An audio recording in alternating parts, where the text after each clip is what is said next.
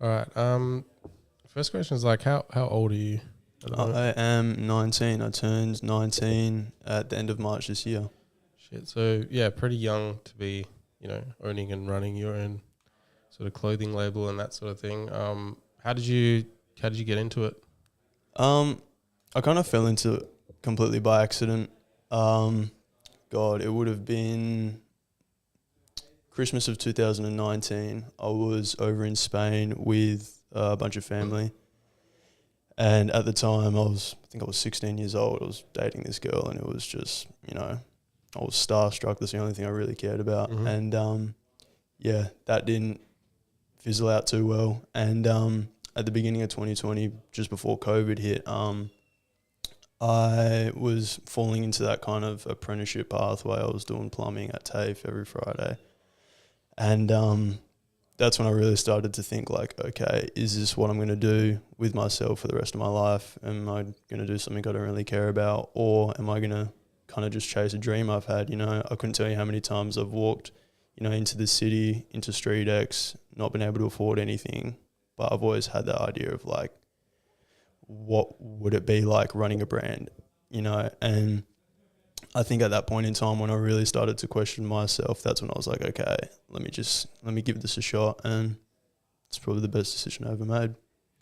And how are you kind of making your brand different from the others that you've been seeing?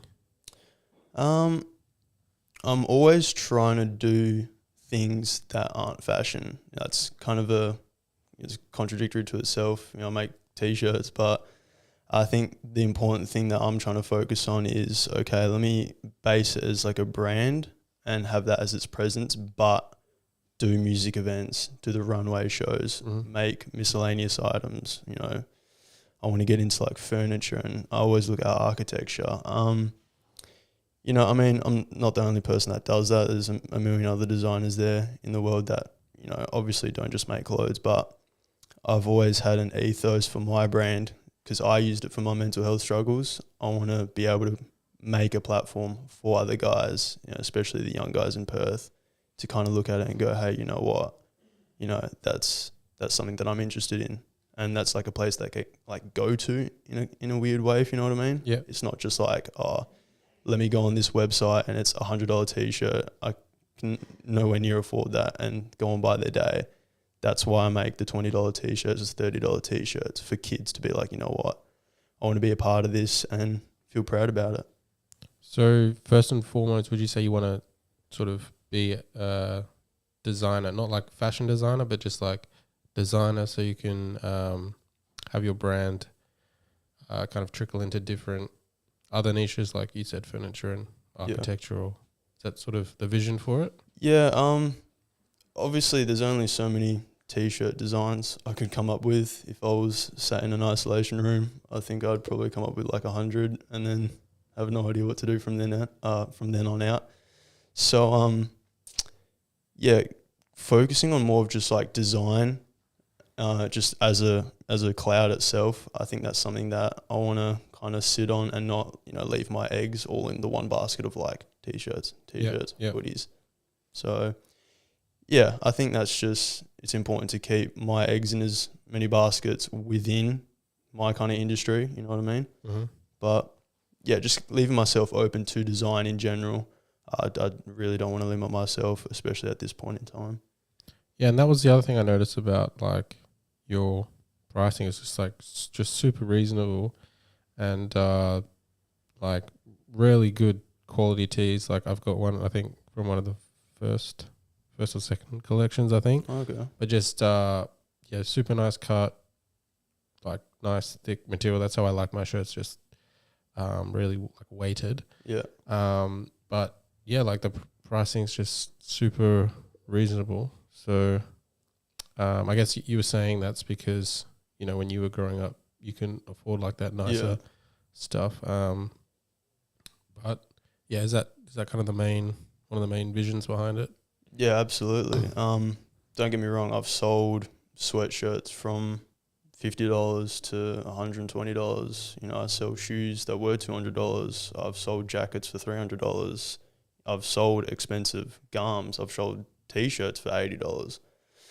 But yeah, as of recent, I only started doing it probably when I got back from New York, when I was, walking around them shops, and I went to Acne Studios, and you see a hoodie that's like $600. Yeah. I don't think that will ever get sold to a kid, that just ties back to the idea of, I remember being 13, 14 years old, looking up to these brands here, and I have that kind of money to spend on a t-shirt. Yeah.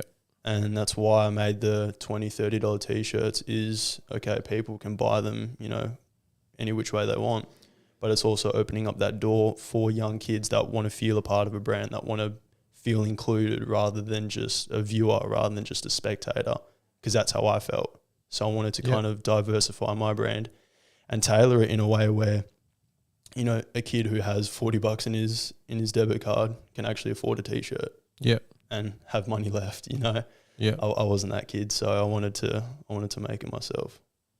Are you trying to kind of stay away from that like elitism in your brand? Are you trying to like have a brand that, the clothes are nice, you can look nice, but, by removing that like hectic price tag, it's, more affordable for the average consumer, say compared to, I don't know, you have these high-end brands like Louis Vuitton or whatever, they're like, $500 for a t-shirt, and only a certain caliber of person can afford that. Are you trying to kind of stay away from that, or does that come into it? I mean, don't get me wrong, in the future when, it's at the end of the day, I'm running a business. Yeah.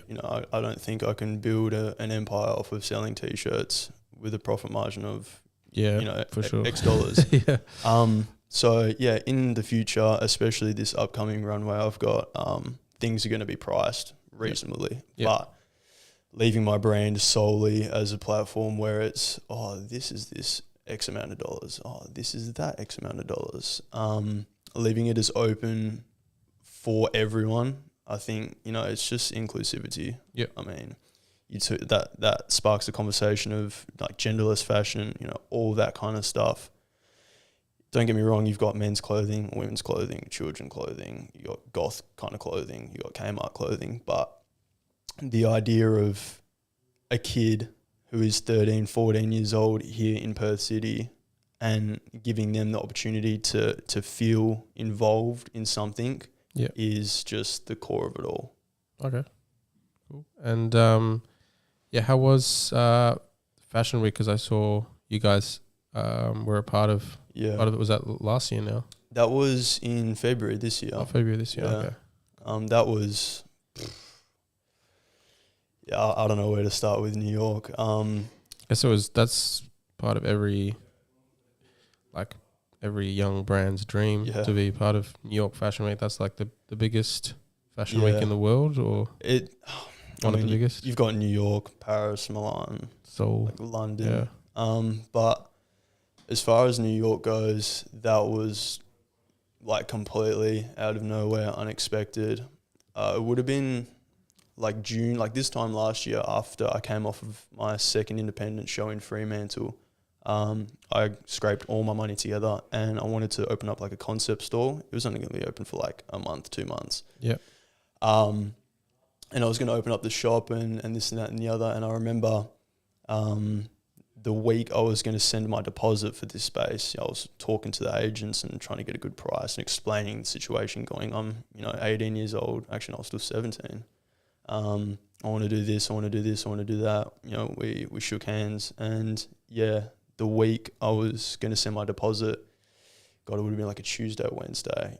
First thing you do when you wake up is you check your phone.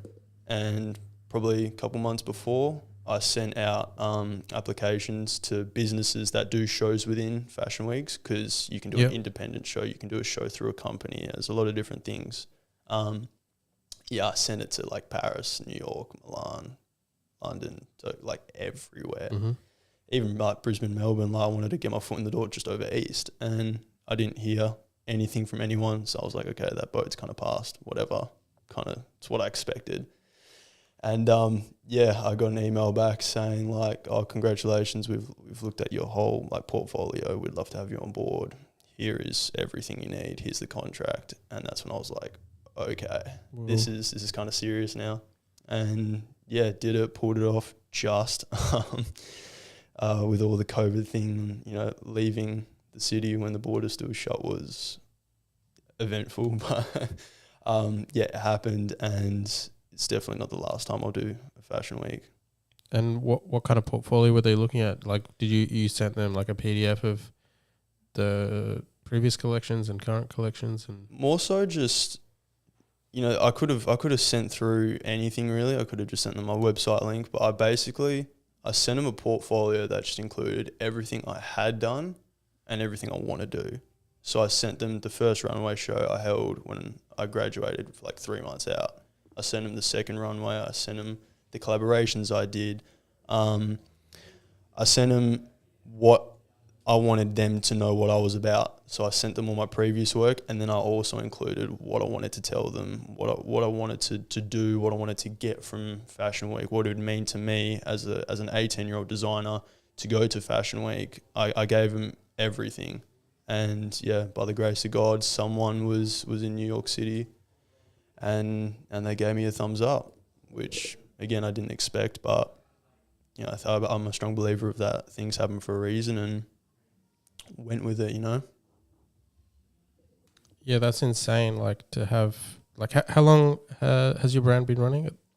Beginning of 2020. 2020. So only 2 years and already hit New York Fashion Week. That's like crazy. But it goes to show that it's not about how many followers you have. It's not like about you know, this also goes to show technically it's not about the connections you have, because like you didn't have the connections there. You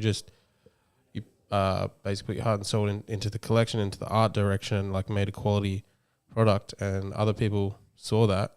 And even though you're a Perth, Perth designer, made a brand in Perth, which is like one of the most isolated cities in the world, you managed to, you know, have a runway show at New York Fashion Week, which is crazy, and it's probably like a big inspiration for other brands. I still don't. Within 2 years, understand it. Yeah. Or less than 2 years. January, February. Yeah, roughly 2 years. Yeah, it's been a big blur ever since that happened. Just kind of running with the wind, seeing where the wind takes me with that kind of stuff. Like I've obviously got a place I want to be as a designer. I've got goals I want to achieve. You know, I'm always in the idea of, you know, what did I do 2 weeks ago? What am I going to do in 2 weeks? So I'm always playing like a month's space and seeing what I can do, seeing what I can achieve. But when that happened, that was just like, I didn't know what to say, what to do, what to think, what to feel. I was completely numb the entire time I was there. It felt like I was just like watching a movie. It just didn't feel real at all. Couldn't believe it, basically. Literally, like I have family and all that over there, and I could catch myself drifting away in conversation because I'm just like looking at the snow outside, or like when I went to Times Square, I was just like. Have you ever like traveled over there to New York? I've never been to America. We have a house in Italy, the family, and we had an apartment in Spain. So I've been to Europe. I've been like places like Singapore, Frankfurt to like stop over and all that. But that's the first time I've been to America, and what better place to go than New York City? I was just completely blown away. Like that was a complete movie in my mind. I'm trying to pull up some pictures here now from New York Fashion Week. Is your website the best place? I got some on the Facebook. The website, yeah. If you go on the website, I can chat you through it. So scroll down. Keep going, and there should be runway shows, like a little tab. Yeah. Oh, yep, cool. And then New York. Click on that box, cool. and then it should pop up there. Whoa, damn, that crazy. Yeah, and the snow, like, that's natural snow? Yeah, it was just snowing the it's entire like time. The perfect amount of snow because it's, you know, adds atmosphere to it. But yeah, and I love, I've been loving like the big drop shoulder tees. Yeah, and this is super cool to have these pockets. It adds like a more military aesthetic, which I've kind of noticed in a lot of your stuff. It's got that military vibe to it. But yeah, what's the idea behind this? Like, take us through the design and everything. With the New York collection, I obviously it got sprung up on me. I wasn't planning to go to New York Fashion Week. I wasn't planning a collection, but I kind of took that idea of, okay, I've been presented this opportunity. As a designer, it's probably one of the biggest opportunities I'm going to get at this age. Yeah. What do I have to do to just tick that box? I thought about doing this grand big collection, doing this and doing that and doing that. But sitting, thinking, brainstorming, all I wanted to do was make a collection that was completely cut, sewn, dyed by hand. I didn't care how it really looked. I didn't care what people thought. I didn't care what colours I used. It was just the idea of, I want to take something to a place like New York I've never been. Yeah. I want to take a T-shirt that I've cut, sewn, dyed, printed, everything. Just as long as I do that, the rest will speak for itself. Yeah. I don't need to try and come up with these grand designs and go crazy with this and that and the other. It was cool. more of just, let me do that and then the rest will follow, which it did. Yeah, I think if it was me doing that, like I'd try and be like, all right, say for photography or something like that happened, I'd be like, I got to do something completely out of the box, like, and I would just overthink it.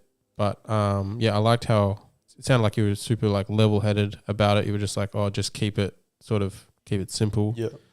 And just do what you're already doing. Yeah. But yeah, I love this design here. So is that you've dyed it as well? Yeah, I washed it with light black pigment and it came out like a wash grey. That again, like, I think that was completely unintentional. I kind of had like all the clothes on the rack and I was like, white's boring. Yeah. Let me go buy a bottle of dye and only use like a cap full and just chuck all these clothes in there and see how it looks. And then it turned out this very, not like perfect grey, but it came out just kind of not tie-dye either, just kind of worn, not in your face. And that's probably the best way it could have turned out. I didn't want it to be crazy, like I said. I just wanted the kind of the equation of hand cut, sewn, dyed to just speak for itself. And because then these are they're the boots, yeah. The military boots. I'm not sure what they're. I debuted those in the show last year in June. I think they're at the very bottom of that page. Yeah, it was tactical boots. Yeah, first pair of shoes I made. So you actually made? I didn't make these. No, I got a manufacturer. Oh yeah, cool. I think if I made a pair of shoes from hand, I don't think that'd last. Crazy, yeah. But yeah, I like this. Yeah, this military sort of aesthetic. Is that like, why did you choose that? You just like how?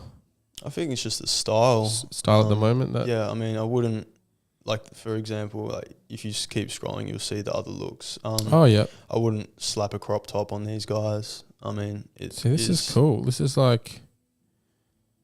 I think it's just that heat, not the heat of the moment thing, but it just felt right. Like 2 days before I left. So how did how long did it take you to put together the collection for? A long time, because I kept it spontaneous. Legit 2 days before I was meant to leave for New York, I was in my bathroom, like in the bath, like dying, like really? profusely sweating. So each look here, yeah, it was all very monotone. Like all the blacks, all like the dark colors were like a grey, and then all the pinks and you've got to sort of educate me on like the fashion runway shows a bit, because a friend was telling me that you're not actually selling the products that are in the runway show. It's just to kind of showcase your aesthetic or ideas, an ideas thing, and people get more interest in your brand. You wouldn't actually sell those as products per se. I mean, you could. That's what I'm doing next Saturday. I've been asked to do a show at Terminal 2. I even remember when I was coming back from New York, I was in Brisbane, and I got an email from someone asking, because I've obviously seen the magazine posts and the articles and all that kind of stuff, asking if I wanted to do Miami in like July, and I was like, homie, it's not happening. I ain't got no money. Yeah. Because it would have cost you like quite a bit to be in New York Fashion Week. Oh yeah. Like I think that's how New York Fashion Week makes money, and also say if you wanted to be in Vogue magazine, of they course, would charge you. Hey, do you want to be in it? ultimately you're paying not just for the experience, like, but you are paying. That's for me. That's a stripe on my shirt. You know, yeah, 100%. I was tossing up. Oh, do I do the shop? Do I do this? Do I do that? And thinking about it, I'm like, dude, once that bus leaves, it's not going to come back. I've got no control. Yeah. Do you know what I mean? In that aspect of like, this has to be done now. You know, the border was still closed for Perth. COVID was crazy. Beginning of this year, that's when it just started to settle down. My family, even my accountant was like, can you try and see if you can do September instead of February? And I was like, no, I want to go to New York Fashion Week at 18. Doesn't sound good when it's 19. Yeah. I was persistent because once that stripe's on my shirt, I can comfortably move to the next project. Oh, okay, cool. Yep. I don't want to leave stone unturned. It was very important for me to just do it, you know. And like, what was how much did it end up costing, like you and your brand to go there? God. Jesus. The fee was, I can't say exact dollar figures, but the fee was a very nice car for Fashion Week. Oh, it was like a damn. decent car. Nothing, no Porsche or anything, Really? but like Oh, something with 4 wheels and an engine. The flights were crazy. I think they were like 2.5. And then because of the border situation, PCR tests, 150, which was crazy. I mean, damn. it almost didn't happen going to New York. That's insane. I was going with like Qatar, I believe, was the original airline, and they're not cheap either, I don't think. None of it's cheap. But yeah, I was leaving with Qatar. I had my visa. I had to get a visa sorted out. I wanted to make sure everything was above board and go as smooth as possible. Get to the airport, check the visa, check the itinerary, all that kind of stuff. Check your bags, weigh it. They do everything. And the dude asked, he was like, "Oh, can we have your PCR tests?" I was like, "Okay, cool." Give him my PCR test. He says, "It's too old." I said, "What do you mean?" It says they have to be within 24 hours. And I asked him, I said, "Well, what are we going to do about it? Is there a testing centre somewhere nearby? Like, we've got to get on this plane. I need to go." And he was like, "No, you're not getting on this flight." Went home, pieces. Luckily, I had the lady from Flight Centre's personal number. I called. I was like, "This is a situation." Managed to get on the plane, but on that flight. No, we had to book a completely different flight with Emirates. Cancel that one because I had to be in New York in like 2 days. Whoa. That probably shaved like a good 5-6 years off my life. Just like stress wise. That was crazy. 100%. That was starts balding. That was intense, God. yeah. Oh, crazy. And yeah, that was during all COVID times that. Yeah. And what other brands were showcased in that show? God, I couldn't tell you off the top of my head, but I forget I think it's Mike McIntyre. I think his name is. I've probably butchered his name, but he had like an article come out where he's like a Marine or something. He's in like the army, and he like pocketed $200,000 from his brand. And I remember speaking to him briefly before I went on the red carpet to like take the photos and that for magazines. And yeah, I'm pretty sure he's gone crazy with his brand. Maybe if you go on Instagram, I might be following him. I'm not 100% sure. But yeah, there was no crazy brands. Like there wasn't like Off-White on in my show or like in the show before me. Like they do their independent shows. Yeah, but the brand that this guy runs, dude, he probably had the best collection of the show. Like he was. Some of the puffer jackets he had like moon printed and all this kind of stuff, like kept it as like this like planet theme and whatnot. But one thing that I really took note from New York was like the level of people there and the frequency that they operate on is just completely different to what it is here. Yeah, I'll try find his Instagram for you. Is it? What do you mean by frequency? Just the way that they operate. Like, this is his Instagram page. The way that these people operate, I mean, living in a city like New York, I could probably only do it for like 6 months before my brain explodes. Like the design, like the design is there.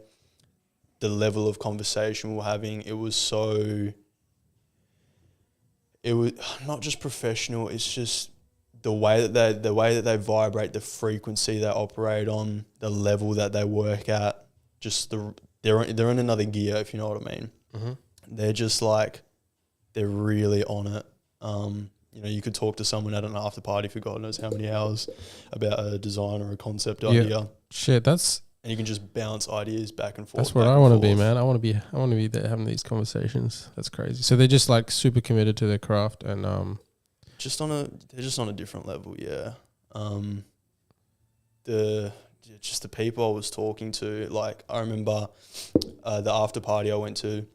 Oh yeah, this stuff here as well. Yeah, he was at, I think, the show before me. I think he was in show 3. I was in show 4. He makes some flames. That's cool. But yeah, just the people there as well. Like I was saying, one of the after parties I went to, I started talking to this guy that I met in the outdoor where the red carpet area is. Mm-hmm. Started a conversation with him anyway. Yeah, when I came back here like a month or 2 ago, I saw on his Instagram he was doing a Zoom interview with Steve Aoki. Oh, and shit. I was speaking to this guy at some random club in New York, and now he's just talking to Steve Aoki. Yeah, it would be so, like, everyone would be so connected there. Like, that's just the level that they work at. That's just normal for them. And for me, that's just like, dude, that's crazy. And what did you mean by your brand would blow up in 6 months? Do you mean like, is it so connected there? You would just get that much hype and demand? Not that the brand would like blow up in 6 months. It's more so the fact of I could probably only live there for 6 months because it's a crazy place. Like, you think about New York City and like I had expectations about it, and like until you're there and you've been there and you've done it, that's when you're like, whoa, this place. Can you elaborate? Can you dive into that a bit more? The people, the topic of conversation, the way people move, the way people operate. Like, even just walking through Broadway, they've got somewhere to be. They've got something to do. Like, they are just completely just on it. Like, don't get me wrong, it's not a perfect city. There's the homelessness. There's obviously drug use, and every city's got that. But just in terms of people and number of people, like the focus. Yeah, everyone's like, they're just they're in another gear, just a gear above. That's what I kind of sat and analysed, and that's what I kind of took from it, was like, these people are like, they're on it. Yeah, there's like no time to, relax, City go to the beach. Just doesn't sleep, yeah. Yeah. Like, I remember going to Times Square, my cousin was saying, he says, when we get into Times Square, you'll think it's daytime, because it would have been like 11:30 midnight maybe. Yep. And we got there, and because the screens are so bright, it looks like it's daytime. And it's just people. Yeah, you see all those photos and videos of people just walking around like at all times of the night, just packed, and it just, guess that's what you mean. Yeah, for sure. Cool. But just, that's kind of what I took from it. Fashion Week aside, and, that whole project aside, kind of just analysing the way that designers interact, analysing the way that they talk to people, analysing the way they talk about something. The whole time I was there, I was just kind of like taking notes. Yeah. I did an interview for the company that I did Fashion Week through, and they were asking me like, what's the collection about? Asking me all these questions. And just in my head at that point in time, I was like, I've got to say the right thing here to get my point across. I'm not some American guy who's got this surplus of money behind him and God knows how many connections. Like, I'm a kid from Perth. That was the difference that I felt. I felt completely like a fish in the ocean, but I wouldn't change it for the world, that experience. And I'll just keep scrolling through these photos. So pink is like, it's a very bold, bold choice with even just a look like that. That could have been all black, but my decision to have it pink was the reason why that photo was used for like Elle Fashion Magazine, Harper's Bazaar, like Wow. just those little kind of in the moment Was it decisions. featured on in their articles or? So they do articles about like the Flying cool. Solo, Cool. Fashion Week and the designers involved. And yeah, that photo was used. But that's like what I'm saying. Imagine if I just used that all black.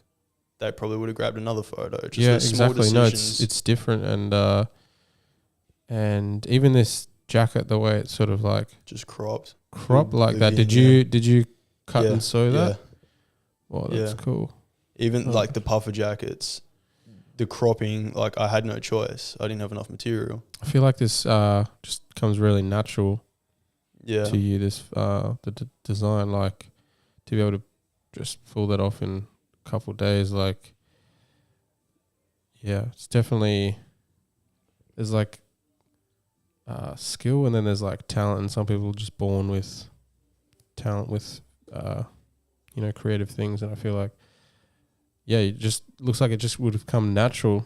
I mean, yeah, to you. if you point out like any specific thing, like there's a reason for it. Like utterly and truly, like the puffers are cropped. So what, like, can you tell me about this look in general? Yeah, obviously the pink. I was looking at like this style, this look, and I was like, well, all black's boring, all white's boring, all grey's boring.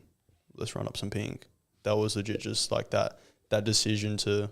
Because I had seen some pink. Sophie was wearing. Is the that photo shoot. because of this? So before this, you weren't. Well, she was the one that wore the pink belly, a pink long sleeve tee, and the pink pants. She at the photo shoot, the campaign she shoot chose for to it. wear that. Or? She was just like, because I had all the clothes there for people to pick out whatever they Yeah. wanted to wear, because the campaign video was just like very Yeah, fast yeah, yeah. moving, upbeat video, and she picked out an all pink outfit, and just those decisions.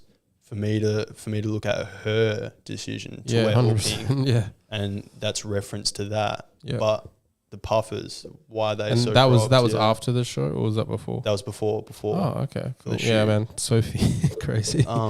Yeah, and I took that as inspiration. The puffers are very, very highly cropped because I didn't have enough material. That's just the decision I had to make. You know, the little things like that, even those pants. If I didn't plait them on the sides the way they were plaited to make them look like parachute pants, they'd be some boring pants. Yeah. I'll tell you that for a fact. Yeah, But some of the side shots were so cool because you can see like all the pleats going down from the hip. yeah, to it's a the- very cool texture here. and it just hangs like curtains. And again, that decision, if I didn't just decide to do that, there would have been some boring pants. Yep. And then- I've seen you've just gotten really creative with the proportions of this, the belly, and then like the shirt's got like more of a length to it. It's hanging like over the hips a bit. Of course. And then so you've got creative with the proportions, and then creative with the textures, like the pants, Yeah. and then this jacket as well. It's just a unique And the way it sat, the way I told yeah the wearing it. stylist, Yeah. I was like, I don't want this guy. Even if you go further down, you'll see some of the hoodie designs past this one. I like this. Sweatshirt's dope. This reminds me of like almost like a Japanese. Well, he's aesthetic. Asian, you know what I mean? Yeah. And like, again, probably wouldn't have slapped colours all over that guy. He suited more of a monotone kind of style, you know? Yeah, I like the idea of having like using pockets to add Yeah, that textures feature. and But I think it was like Fashion Week. The day of my show was I think it was the 13th or 14th. I can't exactly remember. oh, But it's just what as Yeah. if so you just came up with that within the 2 days. no. So I made the collection. Like I was working on the collection for like 4 months. Oh, but okay, I was okay. working on it but until to make them. Oh, yep, gotcha. like I was working on it until 2 days before I had to leave. Okay. But 2 days before the show, because I was there for 2 weeks, and 4 days I was there. 4 of the days was just Fashion Week. You know, bump in, drop off everything, meetings, rehearsals, all that kind of stuff. And I remember one of the assistants I had when we were doing the fittings, when we got given our models and they did the casting, and we say, oh, this looks good here, this looks good here. I'll never forget his name, Hudson. I love that guy so much. He came up to me, he was like, yo, I'm your assistant, this, that, and the other. What do you want to do with this collection? I said, dude, whatever you think looks good.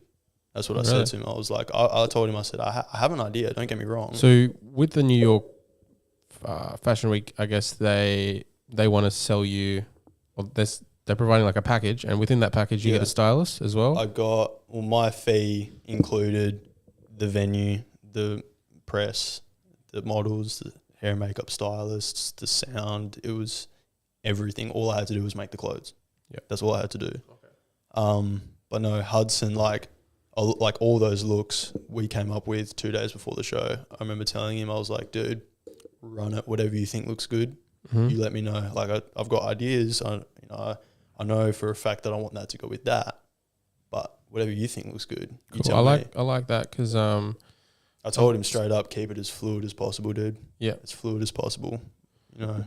Sometimes you just want to let the other person have that creative freedom as well. Yeah. And allowing them to do that, probably that's one of the reasons why it came out. Just having another person's insight. Like I've learned with myself, I'm a very anal person when it comes to specific things. I know how I want a certain thing to be done, which is why I don't have any staff. It's just me. I know when this needs to happen, when that needs to happen, how it's going to happen, why is it going to happen. But in a very specific situation like that, in New York Fashion Week, I'm obviously a shrimp in this big ocean. I told myself I want to listen to these people. I want them to tell me what they think that looks good. That's the kind of the change of tone that I had over there, where it was like, okay, these people are, in the business. They've been doing this for a very long time. Those type of people aren't here in Perth. Yep. I'm going to listen to them. And I told Hudson, I was like, yo, whatever you think looks good, hit me with it. We styled the first model, run it, go get your photo. Styled the second model, run it, looks good, go get your second photo. By the time we got to the last model, we only had like the last clothes left. Run it, that looks good, just slap it on. So if you go on the photos, the last look was just like whatever was left on the rack. And we're like, yeah, it looks dope. So are you like, surely you wouldn't have styled these just before it would have been they go out? 2 days. So 2 days before you kind of put the look together. Yeah, for my whole, I had homework to do for Fashion Week, obviously. I had a big proportion of work to do. I had to give them all the items. I had to draw up the collection. Crazy. You know what I mean? I had to come up with the mock drawings for it. And when it came to me, myself and Hudson actually styling him, I said, this, don't even look at. Let's just shoot it. So this hoodie, is that your choice to style it like that, or the? Yeah. Yep. I was like, well, okay, if one person's going to wear it normally, this is, and I'm probably going to go into a little rift here, but that's the beautiful thing about what I do and why I do it is you can have someone wear a hoodie 1,000 different ways, but it's the exact same hoodie. The idea of having to come up with this design and make this design and make that design, to me, it kind of, it's here today, gone tomorrow kind of vibe. So that idea of having multiple of these purple hoodies, and I told Hudson, I was like, yo, just don't even wear it. Yeah. Don't put it on all the way. And that decision completely changed that look, changed it completely. It really works, especially with this model, the fact you chose this model with the hood on and this colored material, it's and the purple, it works really well. But that's what I think needs to happen. Even that look, the purple that's kind of stained, not intentional at all. I think the balaclava was worn by someone else in a pink jacket, and it was because it was snowing and whatnot. It must have got into the suitcase or something, and he's put it on, and it's kind of the dye's washed off a little bit. Oh yeah. And then I remember seeing that look where it's the black boots, black pants, the white, and then the grey, and then he's just got this purple pink stain. It adds a little bit of I wasn't mad. It was not intentional, and I saw it and I was like, adds another element of the collection, which is the pinks coming through. So, but I saw it and 6 months ago when I was a perfectionist, I would have been I'm fuming here. But I saw it and I was like, you know what, run it. It looks good. Cool. Let it happen. And that's the thing I focused on most about New York Fashion Week, was like, I cannot fabricate something. You know, the idea that, you know, I'm just a kid from Perth on a main stage now. You know, I'm not going to make clothes that I think not only just look good, but I'm not going to make some pointless clothes. This is, I don't know what this looks. I really like how this hangs. Again, yeah, just put the hoodie on. I told him, just keep your left arm out. So it's just a regular hoodie, but you've just just worn it differently. Don't put it on all the way. Cool. Referred that to the stylist because I had before the show, I had no direction over it all. I had to give it to them like 2 days before, so they had everything organised, and they took the photos before the show. So when you go behind backstage of a runway show, you'll see the photos already taken, and that's how you style them. And I told the stylist, I was like, yeah, just don't put them on all the way. Just let it sit like on his neck. And like, where did you source something like this? Literally, I think you're talking about the fabric and the material. I'm pretty sure 95% apart from the boots was Facebook. Facebook Marketplace. I can't remember this guy's name. Love it. Merv from Facebook Marketplace had all this fabric for like $60, and I was like, yo, I need this. Did you make the hoodie, or like the hoodie was already? No, I cut and sewed. It was just rolls of fabric. So he just had the fabric and you cut and sewed that? Rolls of fabric, yeah, and I cut and sewed. What about dyeing it? If that hoodie right there wasn't dyed, it'd be like a mustard yellow. Like I got like a fat roll of like this yellow fleece. Yeah, because I think it's just like sort of anything creative. Like you can just see the authenticity. Well, I didn't have no money. I didn't have any money to go to a manufacturer or to buy premium rolls of every color of every fabric, or for whatever colors I wanted. 95% of that collection was fabric from Facebook Marketplace.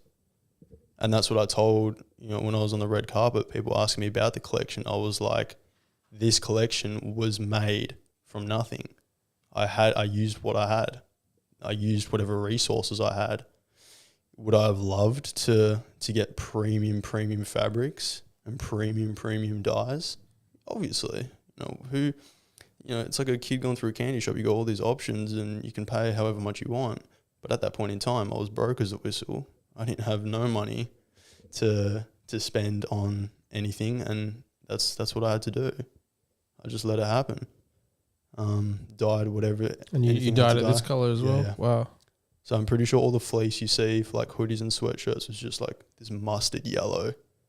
And I had to dye it over and over and over again because it wasn't saturating as much as I wanted it to. But that whole collection, it's important to me because that was made with such little, if you know what I mean. Yeah. It adds, just like any piece of art, like it has like a story behind it. Yeah. And you can, people can sense the authenticity and the skill of cutting and dyeing. And man, I love, just works so well with this model especially. But I remember I wanted to tie back to something you said about what were you saying? It was something about the why would you choose to do it like that, or why would you choose to have something like that? Yeah. Like that's what I mentioned to them. I was like, I'm 18. I don't have. Yeah, you're just being being authentic to yourself. Like, it's like, dude, I'm 18. Yeah, of course. I don't have like a crazy budget, and you're just using, the resources you have for this. And you're not like shying away from that at all. No, and I think I told you, like the only thing that wasn't off Facebook Marketplace was the boots. Yeah. I got them made and that for the show last year. Yeah, there's like no ego about it. You're like, dude, this is just what I have. Like, I'm passionate about this. I made this. I, like cut and sewed this and dyed this. And, it's... But that's... Because there's no ego to that. I feel like it's not so much just like the whole ego aspect. It's that was relevant to the time period that was captured in. That was all, I always speak about like 2 weeks, give or take. I'm always focused on like a month. What did I do 2 weeks ago? what am I going to do in the next 2 weeks? I'm always in this kind of moving circle of like a month period of like, what am I going to do here? What am I going to do there? And in that specific period of time, you know, they asked me, they said, oh, how did you get into fashion design? You know, the next designer would say, oh, I've been at fashion school for like 4 years. I've been doing this. I've got, you know, all these awards for it. And when they asked me that, I was like, well, I never went to school for it. I think the only credible thing I have under my belt right now is like the General Visual Art Award for Year 12. Yeah. And that's it. That's all she wrote. So yeah, I take that terminology as well. And I think, yeah, a lot of people, when they ask that question, are like, you know, feel insecure, like, oh, I haven't been to this school, I'm not on this level. Yeah. But yeah, the fact that you're just like so real about it. But that's where I feel like cool. the best work comes is from just being so utmost genuine with the time you're in, who you are, why you're doing it. Like I said, I wouldn't have come up with all these crazy designs to put on, you know, the front of those hoodies. I could have, but I didn't. You know, just that was what I wanted at that time. And, you know, if Fashion Week was a day later, I probably would have had a completely different collection. I would have stressed so much about like I would have been like, all right, I got to take this to the next level. But yeah, you've kind of, you know, just stayed really grounded with it and just, yeah, you didn't let that kind of get to you, all that like stress, all that. It was hard not to. It was very, very hard not to. So what influenced you to just be like, all right, I'm just to maintain that like level-headedness about the collection and not try and go over the top and like, because that's what I noticed about it. It's like you're not trying to impress people. You're just like, this is what I got. I'm trying to make, this is who I am. Yeah. This is what I created. This is what I got, and I'm going to put it out there. You're not like trying to put yourself up on a pedestal. You're not trying to talk yourself up. You're not trying to talk the collection up. Yeah. You're just like, this is what I've created. So, yeah, how did you keep yourself level-headed and not try and go over the top sort of thing?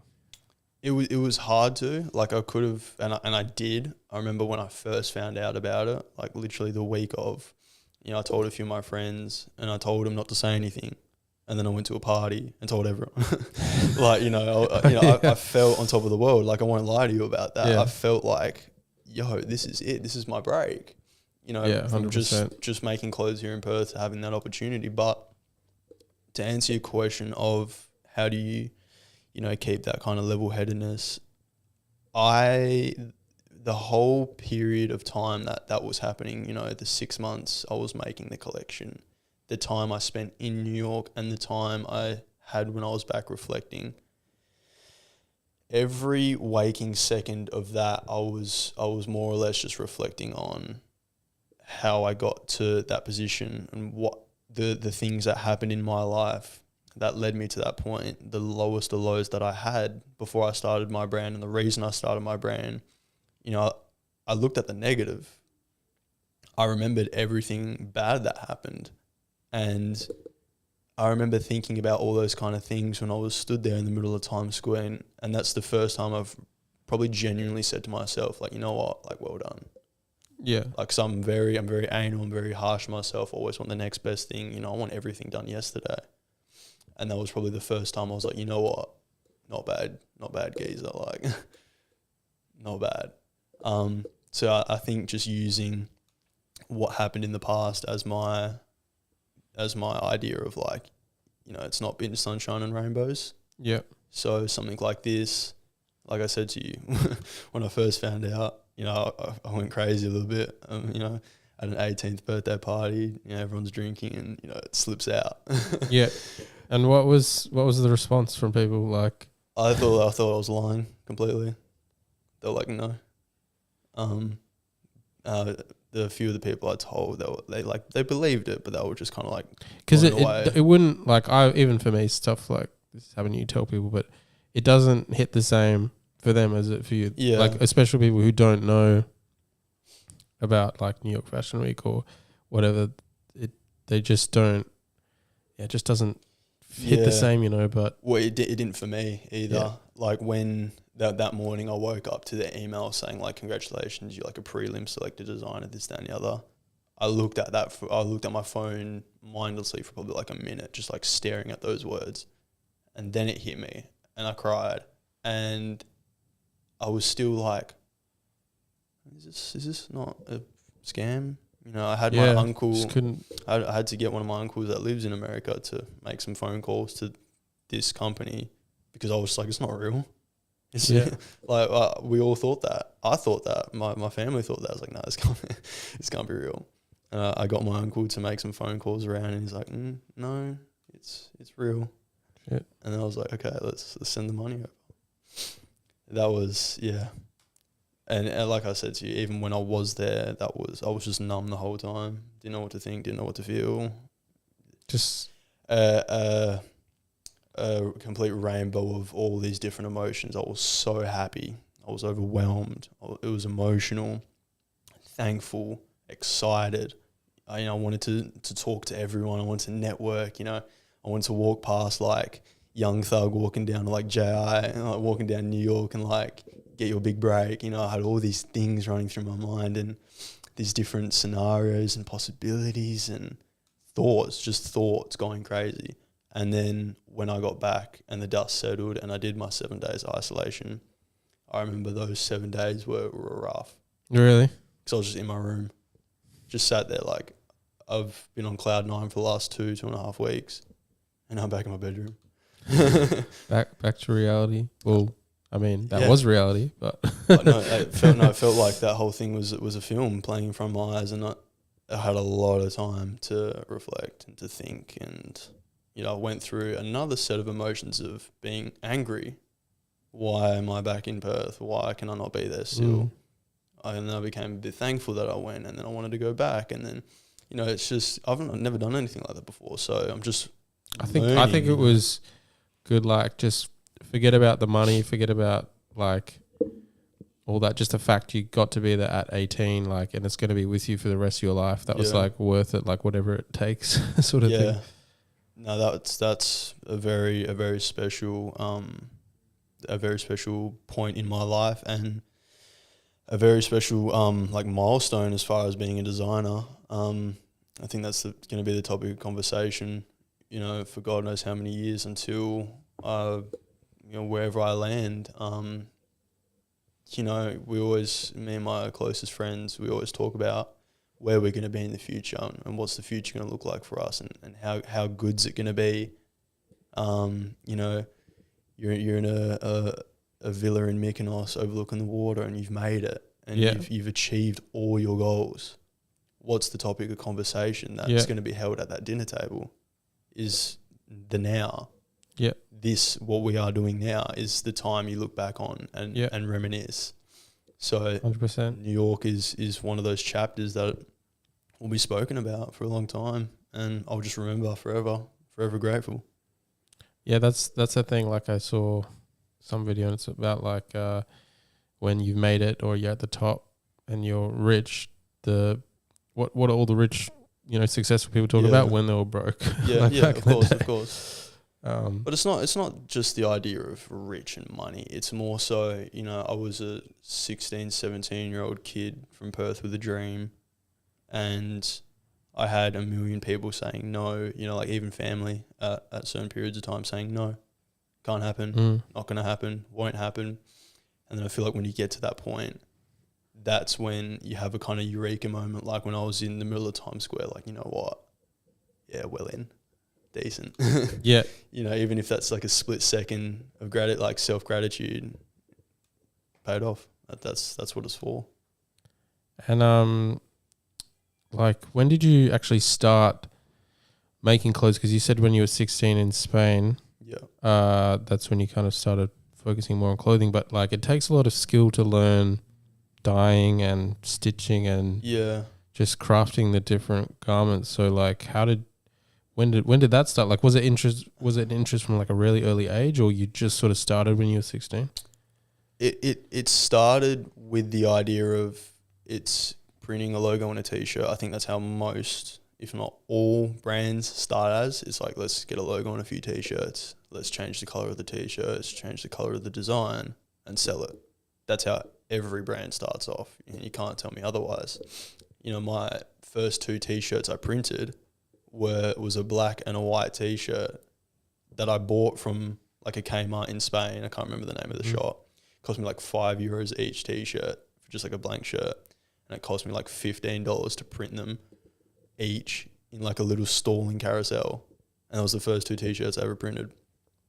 Going from that to then printing my own T-shirts and that not working. So I got them outsourced from a printer in West Perth. And, you know, it's kind of just that snowball of like, okay, you've gone from buying a random really, really poor quality T-shirt from Spain, bringing it across the world to get it printed in carousel, to like, okay, you've got a roll of fabric and a sewing machine. What are you going to make with that? What are you going to create with that?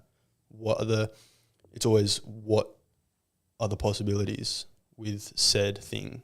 You know, how many T-shirt designs can you come up with? How many different times can you cut and sew a T-shirt, different styles? It's just that, it's that snowball, and you slowly, it keeps rolling, keeps going.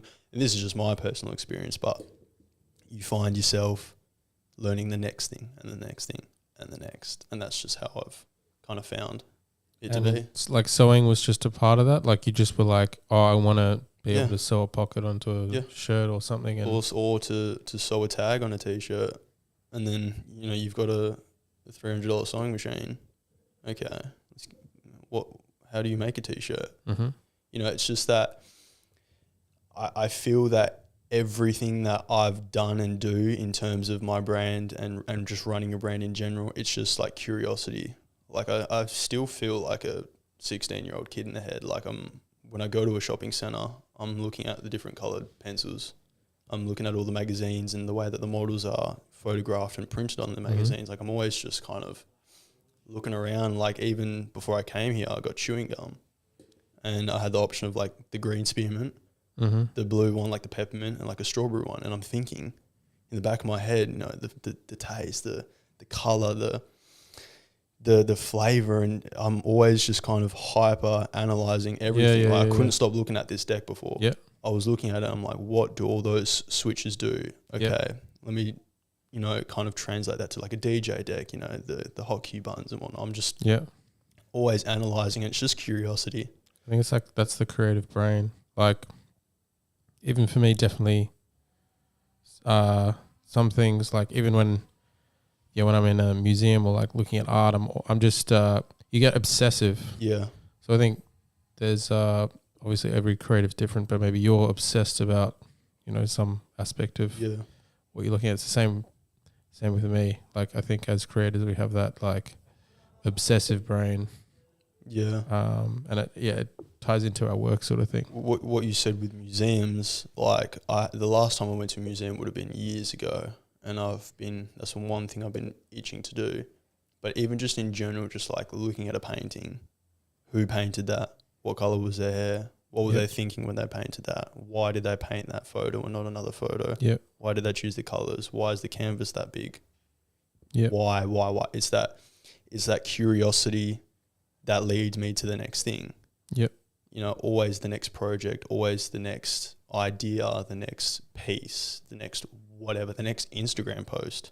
How would that look when it's posted?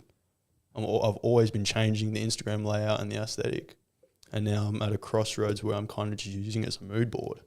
And that's where that's landed me, that idea, the curiosity, and I think discovering. That's the same with me. It's like I think a good creative asks why. Like you need to actually know why you did every sort of element in your work. Like if someone asks me like, why did you shoot it like this? I can tell them like to the T exactly why it's positioned like this, the colors I used, the edited, the composition, like literally everything. And I think that's probably like, would you say that's the same with your fashion work, like why 100%. It's cut and you can just pinpoint anything? 100. I mean, you've hit the nail on the head there. It's like I said with the New York collection, I could tell you every single detail about every single piece. I could tell you which one that I remember floating around in the bath that didn't get enough dye, so I had to dye it again.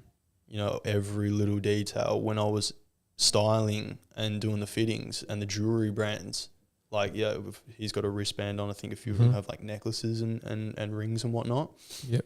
You know, I have these people coming up to me saying, okay, this jewelry brand is going to be fixated with you. Is that okay? I said, yeah, like run it, let it happen.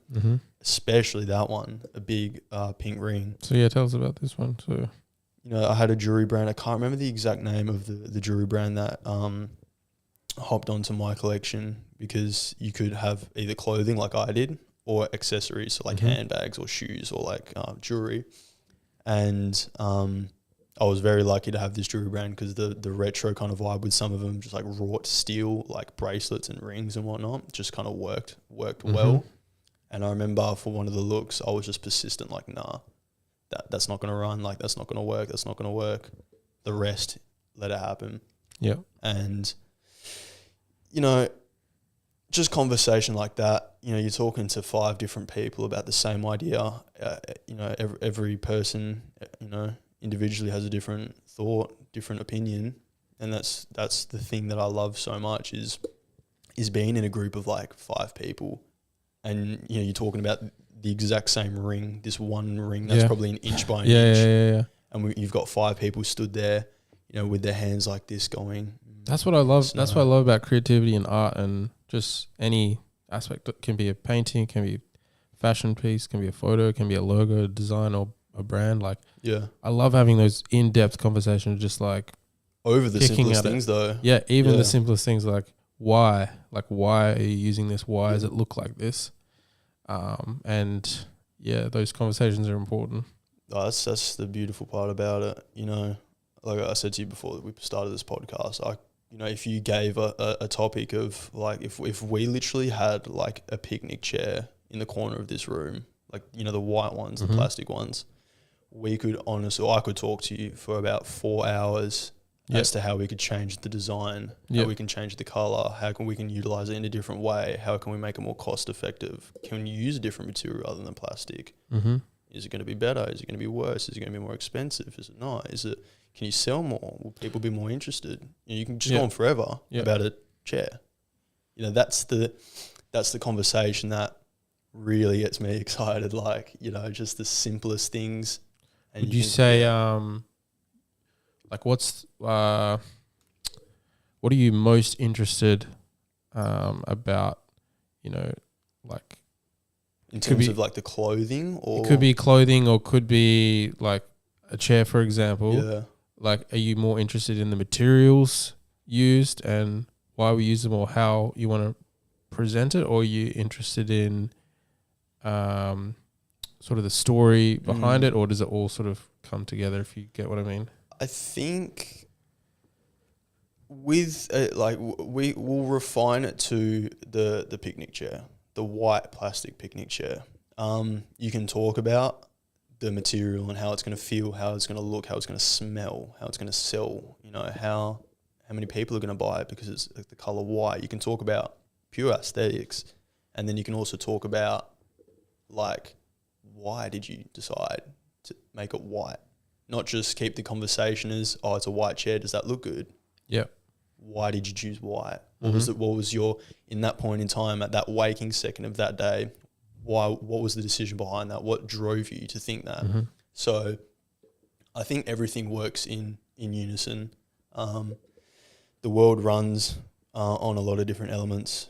You know, you got water, fire, wind, earth. You know, you got all these things. Even when you're in school, you've got many different subjects to learn, different things. You've got a lot of different kids you're sitting around. You know, you're either friends with or you're not friends with, people from all different walks of life. It's all different. So the idea of elements have to work in unison to create something. So, I mean, you could stick to like just, oh, it's the color white, looks good. Or you can go, oh, I just love the color white. You know, today I woke up and I saw a white car drive by. You can have individual conversation, but as far as I go, the idea of using, you know, both of those at the same time and grabbing all the elements together and kind of piecing a puzzle, you know, tied to the New York collection. There's a million reasons why I did what I did in each and every individual piece. But then I could also say, you know, that pink looked good. it looks good. So it's all just it's all relevant. It's all free flowing. It's all, everything has a meaning. A lot of people interpret things differently. Everyone has different opinions. Some people might like it, some people might not. But that's that. Mm-hmm. All the different elements and opinions is all. It's not just never just one thing for me, at least. So if we jump into the purple as well, like it's a very I don't see this purple worn that much or like used that much, so it is like a unique color, but it works. I just keep going back to this, like it works so well with him and his figure. I think there's something about, I feel like I don't know if it's with Tibetan dyes, or I'm getting like that kind of that vibe from, it's almost like it's like a cultural. I think a lot of cultures use this sort of color of purple. If you do research on like the first ever like scarves or clothes is this that indigo? were made, No, it's not indigo, is it? I couldn't tell you. Because that was it might be like a more of like a dark indigo. Indigo's like a Oh, so it's a bit, if anything, like washed indigo. Yeah, like because less saturated. It's maybe that's why it's got like that organic Yeah. feeling to it, because indigo, I think it's one of the first. It's like a lavender-ish as well. Oh yeah, it is quite lavender. Yeah. It's, but this is where I'll ask you the question. Mhm. You know, that complete look. What would happen if he had a grey hoodie on? Like if you zoom out completely to that look and he had the purple pants and then that grey hood, that wouldn't be as exciting as it is, you know. It wouldn't. And it's just the fact you've used. I don't even know if that is brown. It's a dark purple. Yeah, it looks like a dark purple. So just the fact that you've used two Different colors that I purples, don't really see a lot, and then you've also got the hoodie styled like that, makes it something unique. If you just used, grays and grey and black and white, of course, which it's those shades look good together. It's not going to stand out. Yeah, like a sore thumb. Yeah, but you could ask, just the fact that you use the color. It's just But this is, again, I'll ask you another question. If you grab someone that's walking past the studio right now and you ask them about that, and they're not interested in creativity or art or fashion, they might just say, "Oh, it looks good," or like that color of purple looks nice. They're not going to talk about the composition of the layer of clothing and the selected model and the selected race of the model and everything, every single detail to it. All they're going to say is it looks good. So not only do you have to tailor towards like industry heads that are looking at wearable art, but it's also just like, that's a sick color purple, and that's always subconsciously in the back of my head. You look at designs and like just t-shirt designs, you have to accommodate, I feel like you have to accommodate, because you imagine if that, like some runway pieces, is just like a big box, someone's wearing a box. The artist behind that obviously had an idea, but if you were to ask the guy that's walking down the studio now, he's going to probably laugh at the photo. So it's this, not this balance, but it's this, it's a playing field where I would like to meet everyone's catch everyone's eye.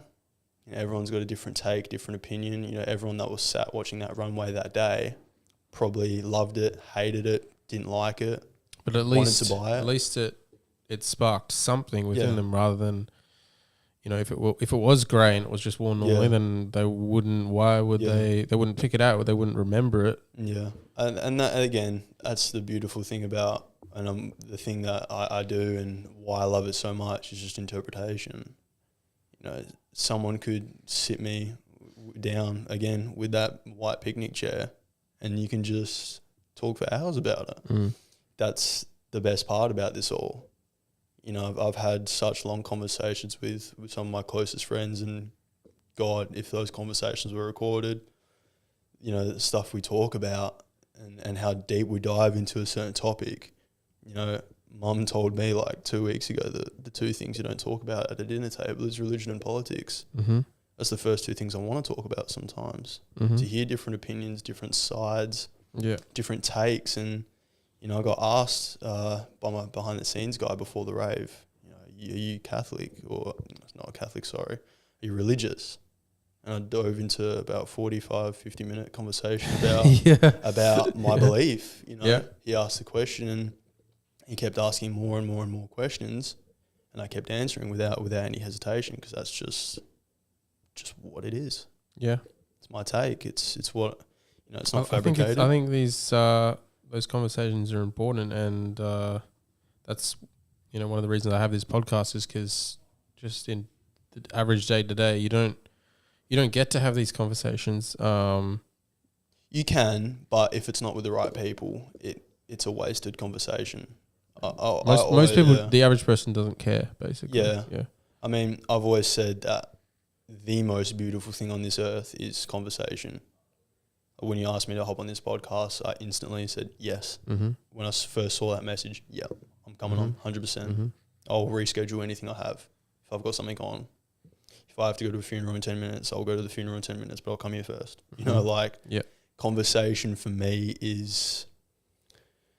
It's like it's the greatest gift to human beings on this rock floating around in space. You know, at the end of the day, fashion is conversation. A photo is conversation. Yeah, it's communication. Yeah. When humans were like cavemen, we would paint on the wall. Yeah. We're trying to teach and pass on knowledge. So like, it is one of the most important things in existence is that communication. Just talking. Yeah. Yeah. I've always said it's the best thing this life has to offer. So, and I mean that with every inch of my body. Conversation and talking to another person, having conversation, sharing dialogue. Yeah. It's the greatest thing we have, greatest gift we have, to be honest. Nothing beats 100%, it. Yeah, I really value it. And sort of 1, 2, yeah. Moving forward, I thought we'd just jump in and have a look at the current collection that you got on your website. Yeah. These are like little drops. Yeah, I wouldn't say they're collections. They're just like spontaneous. Oh, these? Oh, I guess as we... are you talking about New York still? Or? Oh, we were going to jump on the shop, but... Okay. Back on the topic of like the point of runways, this is... Yeah. That's what I wanted ideas. That's what I forgot that I kind of stored and it withered away in my head as we spoke about God knows what. You asked about like, do you sell clothes on a runway or something? Yeah. Or like, can you sell it? I mean, you can, but like with this, I'm pretty sure all these clothes are like in my garage somewhere. Whether it's my show next Saturday, it's going to be like a ready to wear kind of capsule collection. Like it's going to be one piece of everything that's available for sale. Yeah, you could sell them as one-offs. Yeah, and that's what I'm going to do next. So, I mean, but with this, I didn't really want to sell it. You know, I want to be a 90, 95-year-old old man that gets handed this box with all these clothes in it and remember it one day. Even looking at the these cuffs, like how the... Yeah, those are cold. Those are so cold. I like that. I think it was Jill, it's off the top of my tongue, Jill Herons or Jill Errands or something of the sort. Yeah. Jill something, like JIL is the jewelry brand. And it's like all handcrafted. Like that bracelet is literally just like polished sheet metal or like silver. and it's the coolest thing. Like that is the simplest bracelet you could possibly find. Like just a rectangle. But that would be the first thing that caught my eye in the sea of jewelry for that runway. That would be the first thing instantly, and it's the most simplest. That's the beauty of all this kind of stuff. Yeah, the more I look at it, the more I'm kind of discovering more about, you know, the idea behind the look, whether it was conscious or subconscious. Yeah, there's definitely like this, the way they're wearing like the hoods, and they have and this the kind of cuff. It's kind of over the hands. It just something to it. It's like again, it's free. Yeah, there's probably a lot to it that we could dissect. But we could talk about this for another hour. But the whole idea with it is like, again, I was finishing dyeing the clothes 2 days before I left in my bathroom, sweating my back out because it was hot and I was stressed. Do you think a lot of it is subconscious? Like you're not even thinking, but then when someone mentions, did you do this because of this? And you're like, yeah. Actually, that makes a lot of sense. Like I said, if the the show was like a day before or later, this collection would have been completely different.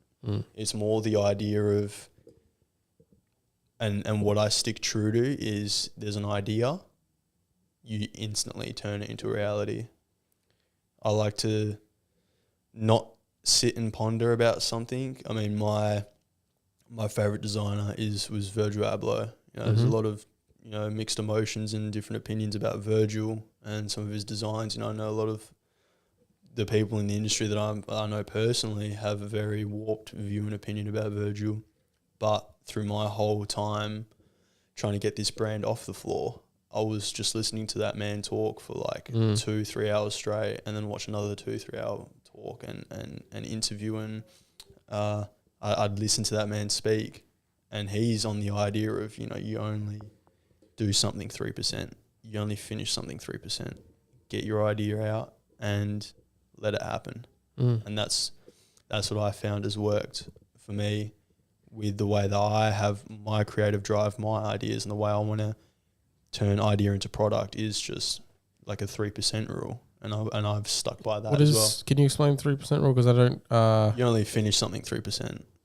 You only do it 3% complete. What is only 3% complete? I don't quite understand. Like you have an idea, you do it, and you only. So does that mean just execute quickly, put it out there, and then move not on? as if like, okay, if I've got a t-shirt design right now in my head, I'm going to leave this podcast and print it, go back home, print it, come back. It's not so much that idea of instantly doing it. It's more of there's an idea for a color palette, silhouette, design, collection, whatever the case is, Instagram post. Getting that idea and doing it, but leaving it, for me, leaving something as raw as possible, leaving it as natural as possible, leaving it as free-flowing as possible, like the New York collection. There's no designs. Does that mean not obsessing over it? Like, is that what he means? No, I wouldn't say obsessing, not overthinking. Because I've found myself overthinking a lot of things in my art, and it gets lost in translation. The final product doesn't really end up the way I originally thought, if you know what I mean. It's that, not over obsessing, but just overthinking. I think overthinking kills a lot of things. Yeah, because I think even on photo shoots, like sometimes they end up better when you've just planned them like a day or a couple of hours before, and you just jump into it, and you're just like subconsciously. It's like when I'm taking a photo, I'm not even thinking about every single detail. It naturally comes to me. So like you have a vision for what that photo's to turn out to be like. But you're not controlling the exact exposure of the flash. You know, like those little. Exactly. Yeah. And sometimes when you're not micromanaging everything, it comes out better. It comes out more natural. Like it's probably the same with you. When you're in that creative zone or the present moment, you're not thinking about every detail. You're just doing, and then it comes out so much better than if you're like, okay, this has to be planned this way, has to be planned to the T. If it doesn't, I'm going to be pissed off. Like that's what originally.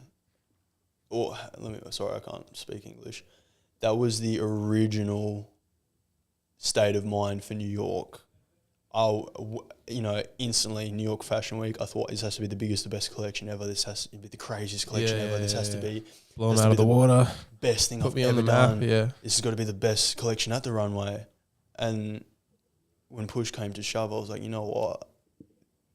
Being true to myself, being true to the past, being true to myself as a designer, as a human being as genuine as possible, being as real as possible with what I make, the end result is monumentally better than something that, because when you overthink it and you keep micromanaging, that's when fabrication comes into play. This is, again, my experience and opinion. I agree. And I think it's also, if you feel, it's like what you're feeling inside when you put that out there. If you're feeling like you did something wrong, or you cheated in some way, that's going to come through. But if you did it with authenticity, when someone's asking you about it or talking about it, then it's just going to come out better when you're creating from that place of authenticity.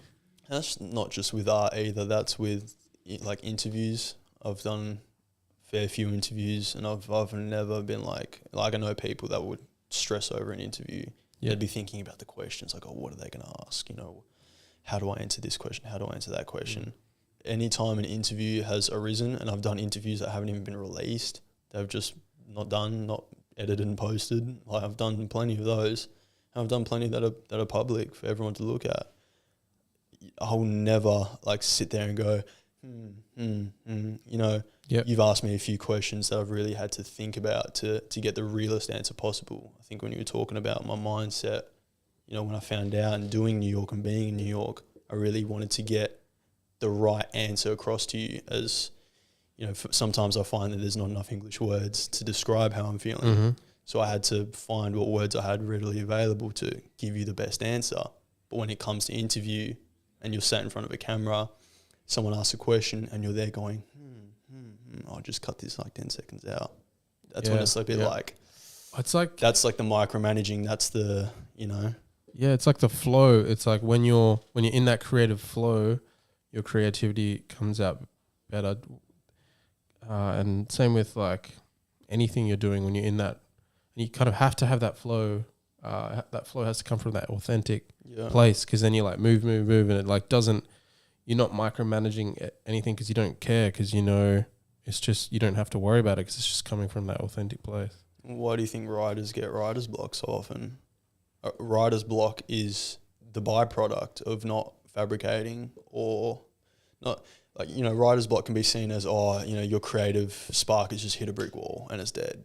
You know, that's happened to me. I've hit creative blocks in my time, but I'd beg to differ that more than the majority of creative blocks is an artist getting to a period of a project or a piece or a thing of work and stopping because it's not right. The flow's not there. You know, they don't want to push it too far in the micromanaging in anything of that aspect. You know, I'm trying very hard to get my words across, but yeah, I don't know.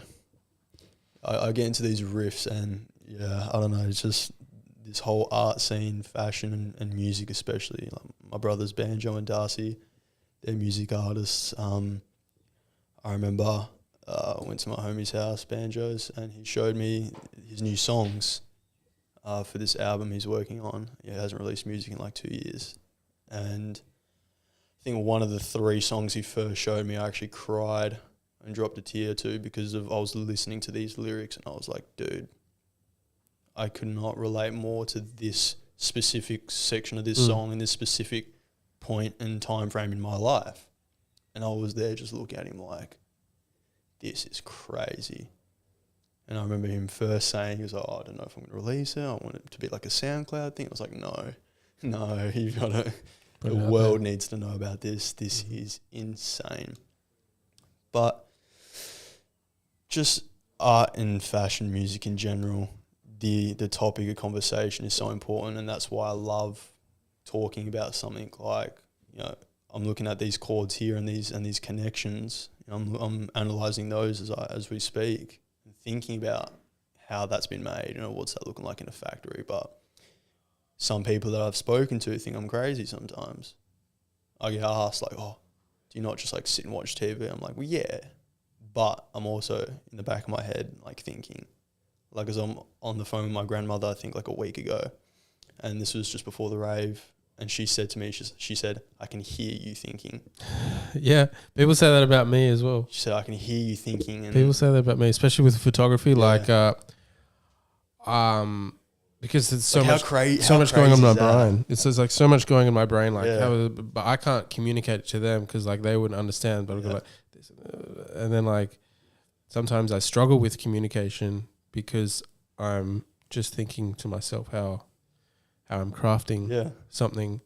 So yeah, I think it's that's creative side of the brain. That's the craziest. But I was trying to like figure out your creative perspective, and I think it's to do with more the craft of something, the materials and how it's put together and how it's made. Yeah. And mine is very much just story. Like I look at the overall story of like why, like obviously that comes into it. You look at maybe how something's made. I'm sort of looking at why why something's made or the story behind it. I do keep that foundation of why and the story behind it. Yeah. Like the reason why my brand exists is because I was like this 16-year-old kid that got his heart shattered and I thought it was the end of the world. That's the reason why the brand exists. And it's not so much like I remember my first designs I had printed on a t-shirt was the words, "I hate you, I love you." And that's just all in that point in time what I felt. I can't keep printing those t-shirts because that's not now. That's not the now. So I keep the ethos and the foundation of the past and why I've done what I've done and how I've gotten to where I've gotten in this point in time. But I very much, like you said, and you're correct about it, is I'm looking at something inside and out, top to bottom, and then using my ethos and the reason for the brand. I think the first thing you see on the website on the top is like the ethos of the brand is to create, you know, a platform for young men with mental health issues. Like that's the core, but then the creative aspect is looking at something from every which angle. Cool. Yeah, I like how you have that, like a strong foundation for which your brand is built on. I think every brand needs that for sure. Every brand's different at the same time. I always, and I've said in recent days, I'm at a crossroads now where I feel like everything's only 1% done. Like I've got this number 1 with a percentile next to it in my head in this crossroads because I've achieved what I've wanted to achieve and I've done things I've wanted to do, but I've only feel like I've achieved and done what I've wanted to do. I've only done 1%. You know, the other 99%, I can think about every waking second of every day and I can get emotional about it because the things I want to do, the other 99% that I haven't done yet, is just, it's a crazy picture to look at.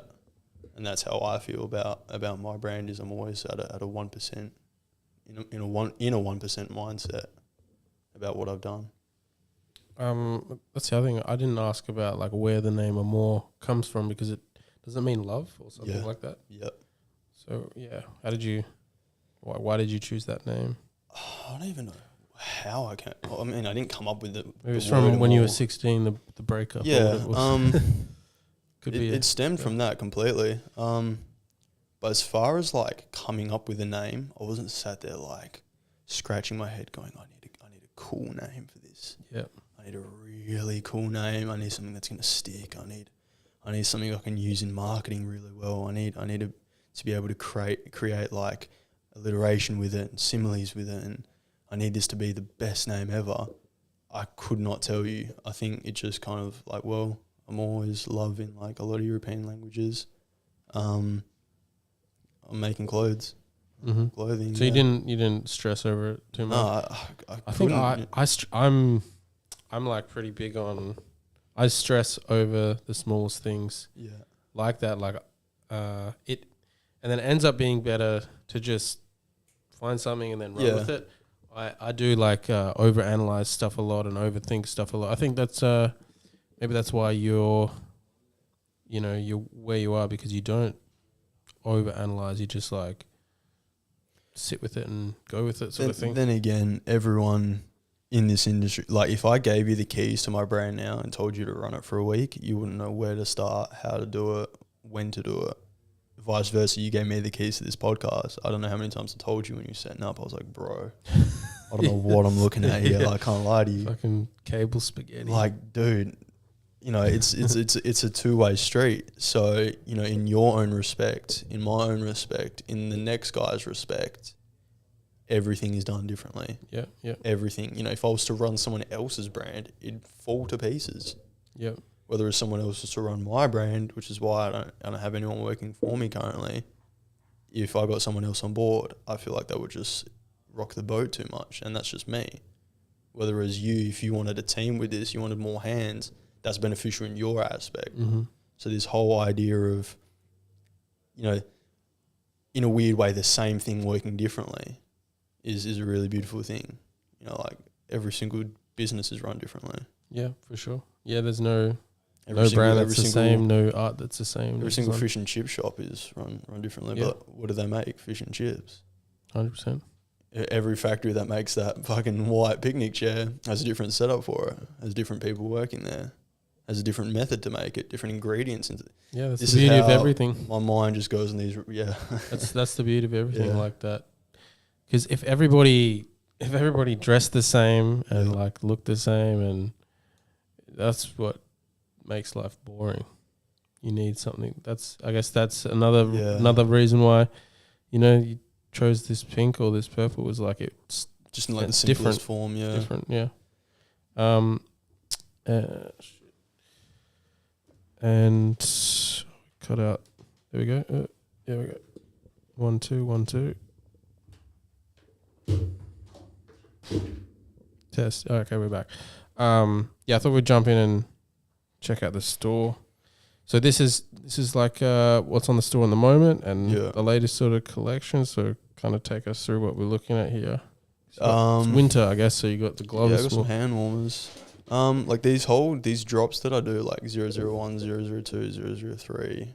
Like that's just another word for like I'm dropping some clothes. Yeah. Like it's not so much a collection. I mean that they all look kind of the same, like in their own different aspects. Like the third drop is all like this kind of like cream beige. The second drop was more just like spontaneous kind of darks and blues. I love the paint on this. Yeah. Like that was my actual art shirt that I used. Oh yeah, true. Because Dom, who works here, he showed me like this paint technique, and he painted some pants for me with the white splat, and it just looks makes it look sort of nice and authentic and used. Yeah, I like that. Yeah, and if you go to the first one, God, I can't even remember what the first one was like. But this one? No, drop 1. So if you scroll down a bit more, drop 1 was just like black. Oh yeah. It was just like hard. Does drop 1 mean that was from your first? No, whatever's on the website, like on the store, is just clothes that I like to sell. It's pretty crazy. Did you like? The bomber was a blank bomber. And then I went crazy with it. I cut up I think 7 different backpacks for that. Well, because what I like, and I found like this Japanese designer jacket in the thrift shop the other day. I don't know what brand it is, but I just liked how it had so much detail to it. It's like different pockets and straps, and that's what I find really cool about this as well. Like, but again, like tonight, I could probably go home and change the entire layout of the website and like the store. But this is just like whatever's on here is just like clothes I've released for sale. Mm-hmm. Like, you probably won't find like a runway piece on here. This is just like clothing, archive clothing, clothing that I didn't want to release and I just threw up anyway. Mm-hmm. So yeah, the store is like an archive of just clothes I've made that you can just so happen to buy. Mm-hmm. But when it comes to runways, and this is what I want to work on next week, is create like a subcategory for like the one-on-one crazy stuff and like runway pieces from like ready-to-wear collections, and calling a number rather than clicking buy now. Oh, kind of making like interesting, more of an exclusive thing, because a lot of these things that you're seeing on the website now are one-on-ones. Yep. But people have asked me, is this sold out? And I'm like, no, I can make you one, homie. Like, it's cool. Oh, cool. Run the Depop as well. Run a Depop side where people can like exclusively ask about something, and I say, yeah, well, if you want 2 of these things that I only made 1 of, you can just pay the normal price and I'll just make it for you. Mm-hmm. A year ago I would have been too snobby to be like, nah, sorry, like it's kind of one-on-one, don't really want to make that anymore. But when you're running a business full time and you want people to buy a product, the last thing you want to do is say no. In certain aspects. That's an important thing. What I've learned. It's important to kind of stay grounded, and although like you get all this praise, like amazing products, like it's important to stay grounded and not get too like above yourself sort of thing. That's what I've needed. I mean, even looking at the clothes here now, like half of this stuff like it's just chilling in the stock rack. Mm-hmm. Like I wouldn't make it again. I wouldn't come up with like that idea again. So it's very experimental. So you're just mood board. That's all. Okay. That's all it is. Cool. Obviously I've got things in plan, like the show next Saturday. I did the rave last Saturday. Mm-hmm. Like I'm doing projects as such, but in terms of like how the gears kind of turn, it's more fluid than anything. It's more of a mood board. It's more of like, okay, let's throw up a $20 t-shirt. you know, I want people to be able to just like wake up and, oh, there's just like this brand new t-shirt, it's dropped. Like no countdown, no announcement. I've done countdowns and announcement. I did it for the rave. Mm-hmm. But that idea of having it so open, like such an open playing field, so easily accessible, so simple in a weird way of like, yeah, just drop a T. Don't do a crazy photo. Get like your homie to go in like some area in the sand, take a photo, and that's it. Yeah, that's something that I love about just your whole direction, just being authentic and not trying to put on like a show, like, oh, we're about to drop this tea or like this new collection. It's just, I love how you're just like, this is where we're at. This is like, I just want to link up with my homie and do a little photo shoot. Yeah. Boom, putting it out there. You're not, it's just like, you don't have like an ego about it. Well, it's not like having an ego about it. You're just like confident in where you're at and what you want to do. And yeah, I mean, but really cool. I've done the hiring out a studio, paying X amount of dollars for a white background. I've done all that. I've organized big shoots. I had to for New York. You know, I've really sat and pondered and thrown countdowns for certain drops and releases and announces. But the beauty of it all is that, like, you know, you could see, like, if you put yourself in the shoes of a 15-year-old kid, you could see this guy's going to New York. He's going to New York Fashion Week. He's going to be in New York City. It's going to go crazy. And then tomorrow there's a $25 t-shirt for sale and there's only like 30 made. And he can just buy that. I think that's the better part of it, is that, like, not only is it so readily available and just free flowing for other people, but it's also for me. You know, as a designer, being able to have an idea, turn it into reality, and then move on to the next is so, it works wonders sometimes, because you're not kind of stopping that flow. You're just going with the flow. Yeah, the flow is very important with that kind of stuff. But I like that idea of keeping it very spontaneous, keeping it very free flowing. I'm getting ideas just like sat here. Cool. Nice. Yeah, no, like, it's just I'm always just 1% finished. I get asked a lot, like, oh, you should be like really proud, this, that, and the other, and it's like, well, I'm happy. Oh, wait, no, how do I say this? I'm content, not happy with it. You know what I mean? Like, it's never perfect. Yeah, with a project or with an idea, with a photo shoot, with an Instagram post. Like, I'm content. I'm never satisfied, is what I've been trying to say. Very content and cool with how things roll out, but I'm never like, my hunger's never cured. You know, I'm always thirsty. I always, you know, need the next thing. I'm always trying to find that next thing. Like never satisfied with it all. And that's good. You kind of you got to always stay hungry, as they say. Yeah, I mean, you find a lot of people, they lose the drive, lose the ambition, lose the motivation. You know, I'd be lying to you if I said I haven't second guessed or questioned or something like that. I'm always thinking, what can I do better to improve? You know, even, you know, you've pulled up the feed. I'm looking at, like, what can I do to better that already? Mm-hmm. You know, what's going to be the next post after the ticket? How's that going to sit with the feed? You know, it's always. I'm obsessed with feeds as well. Like, yeah, it can be a good thing, but it can also be just like can also limit you. Yeah. From creating, like, that's why you were saying, or we were talking about, not like judging yourself, just going with the flow, which is great, and sometimes it does benefit you because you're not overthinking and stalling. Yeah. I mean, I've done like the whole, you know, how you can spread out a photo over like 8 different things. I hated that. I've done all that kind of stuff though. I've done that, like the crazy, like you spread a photo over like 32 different Instagram posts. I've done that kind of stuff. For me, it didn't work. For me, it wasn't. Yeah, that's the other thing. Like, it's important to just try stuff. Like, don't judge yourself too much. Like, of course, create it, put it out there. doesn't work, move on. And a lot, like that's a super common problem with creatives, not wanting to put your work out there because of fear of judgment. Absolutely. Has that happened to you, and how have you like sort of overcome that? Of course. I mean, I'd be lying to your face if I told you that when I was going to school after I started a brand, I wasn't hyper conscious about what the kid next to me thought or what my math teacher thought.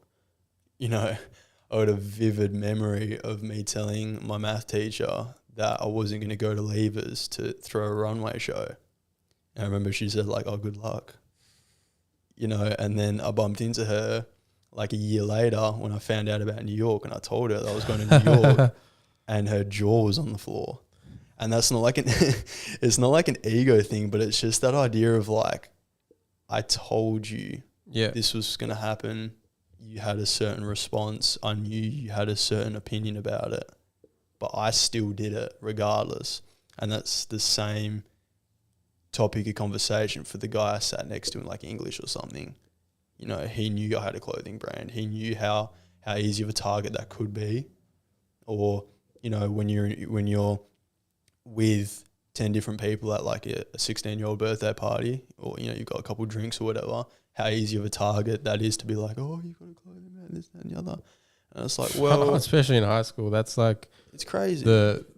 That's where you're going to get like judged. If not like after high school, it's like pretty easy. But at high school, like you're surrounded by, you know, people that, you know, that's just the place where you're just going to get judged to your face, and like it's the worst for it's a testing ground. You know, I'll never forget, and this is just a memory that's popped up into my head now. I'll never forget the first time I wagged a class, because I went to private school as well. So it's rare that you wag because you get in big trouble.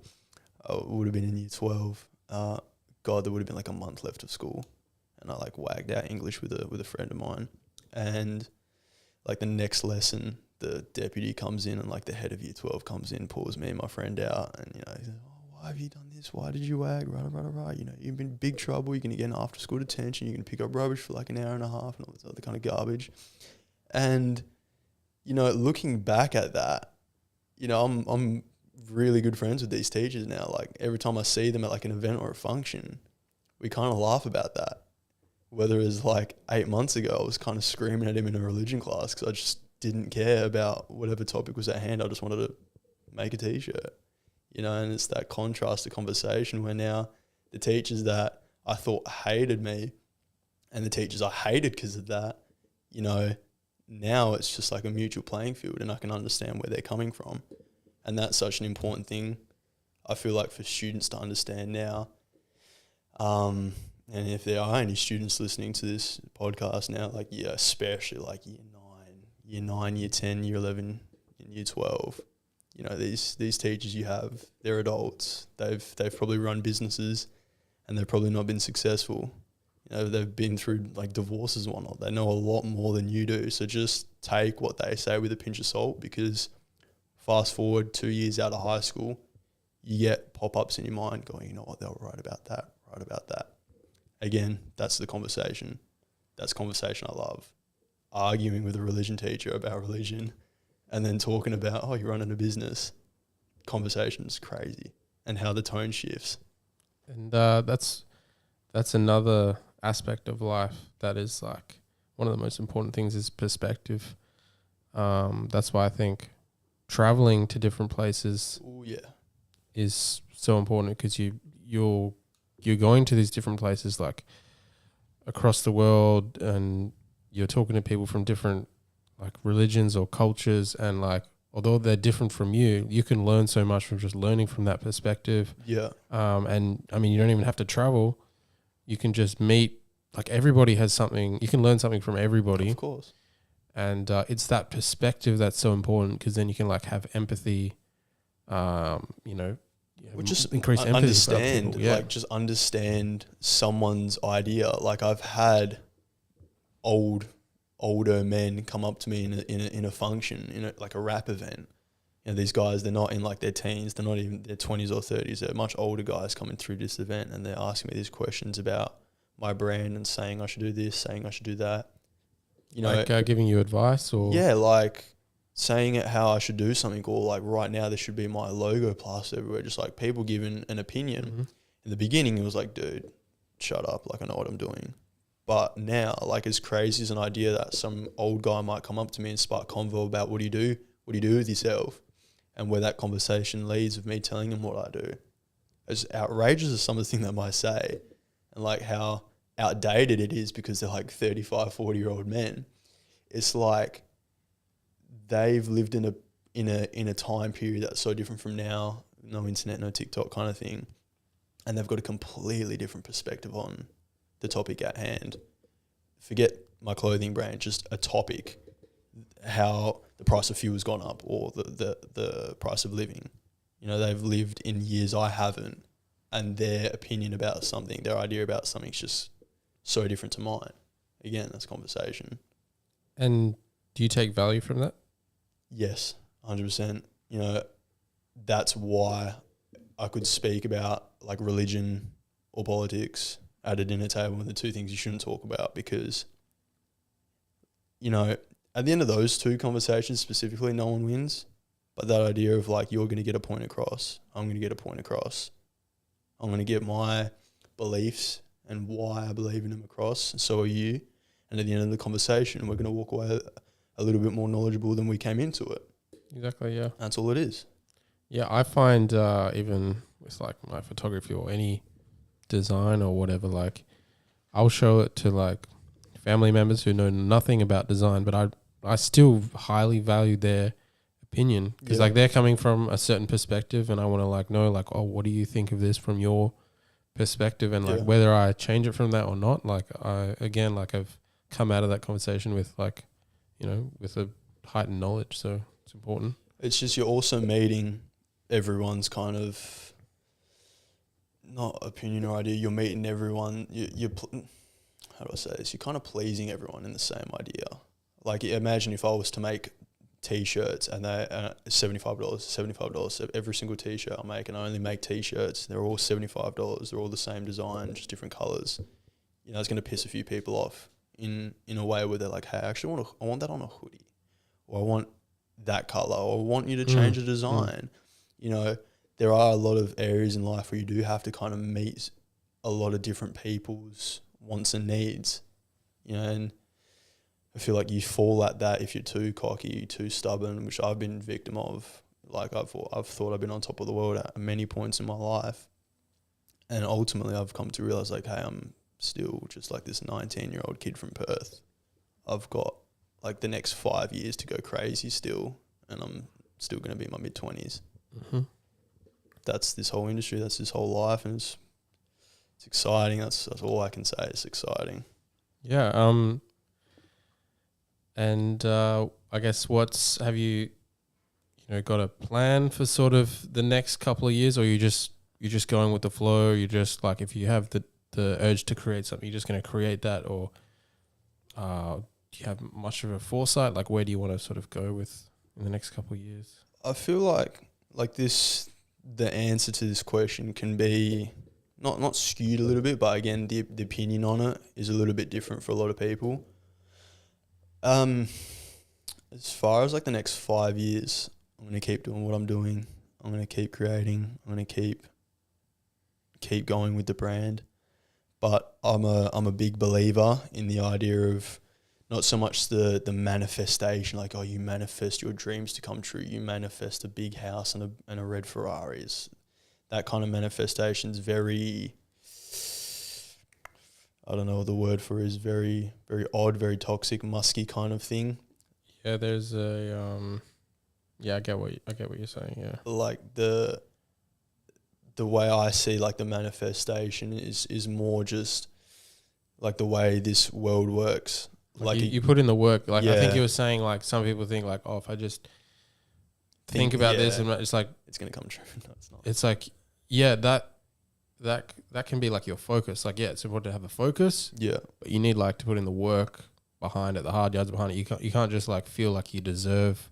Of course, you can't focus on this thing and I feel like you're just gonna automatically deserve it. You got to put in the work. So, I mean, it's it's a question I could answer from a lot of different angles, but I think for like the next couple of years, you know, I've still got to turn 20, 21, 22, 23, 24. You know, I've still got a good 5 years of like being young in that kind of aspect. And I've seen that from a third person point of view. All I'm going to do is just keep working at my craft. I'm going to keep getting better. I'm going to take things to the next level and keep improving and keep making clothes and keep doing the runways and pop-up shops. Because I know for a fact, if I've gotten to where I have now and looking at it from a third person kind of point of view, going to New York at 18 was proof that like 2 years of making no money running a business can still get you to from point A to point B. So I'm just going to implement that same idea of keep going, because you know there's been a lot of times where I've probably lost count, to be quite honest with you. I've been sat in my office and I've kind of just stopped what I'm doing and kind of questioned myself, and I find myself dropping a tear or two because I'm so like frustrated and scared and don't know if it's going to pay off. Like I've been in that situation plenty of times, but because I've just prevailed through that idea of running a business, I've kind of ignored what all the naysayers saying and all this other kind of stuff. Just keep working at something, and it's like, yeah, it's going to pay off. Happen. Yeah. You know, I think if you're like passionate enough about it and you just keep working at it, it'll happen. Like that's what me and my homies are saying now. I don't know if you've heard of them, but Ghost Mag 400, DZ 400. So my homies, Banjo and Darcy and Caleb as well. I've crossed paths with them, and I'm very thankful for it because like they're all older than me, so I listen to them. You know, I listen to their advice. I take that on board, and you know we're saying now at the table, we're all saying, you know, there's a smell in the air. You know, we've been working at this for a very long time now, and things are starting to happen. You know, like you're getting asked to do a runway show now, not putting one on and asking people to come. You're now getting asked to do this. You're now getting asked to do that. You're getting asked for this interview. Things slowly start to work in a way where your hard work is actually paying off. You're not hoping it does anymore. So, yeah, me and my homies, I'm so thankful to have crossed paths with them. They share a crazy vision, and I'm so thankful to be a part of it. It's a very small world. Again, so thankful for them to be a part of my life, and you know, I hope I can give them everything I've got to offer, and yeah, I want to see them succeed just as much as the next guy. 100%. Well, thank you so much for jumping on the podcast. Great conversation. It was awesome to just dive into your work and kind of dissect it, and keep doing what you're doing. Thank you. Well, no, I appreciate you having me on. I love talking about the craft. I love talking about what I want to do, especially in a space like this where you can have like a civilized conversation, no judgment, no nothing, and share ideas and thoughts and topics. As I always say, conversation is the most beautiful thing in the world. So, yeah, thank you for having me on. All good. And where can people like find you and follow the journey? So my Instagram's Christian J Vicencio. If you just type in like Amor clothing with like 3 underscores on Instagram, it'll all be there. And as far as that's my social. That's the best place to like contact you and that sort of thing. Yeah, Instagram. Pretty much, unless everyone wants my phone number, I can put that on blast. But no, Instagram is pretty much the go-to. So yeah. Cool. Thanks again, dude. Thanks for having me.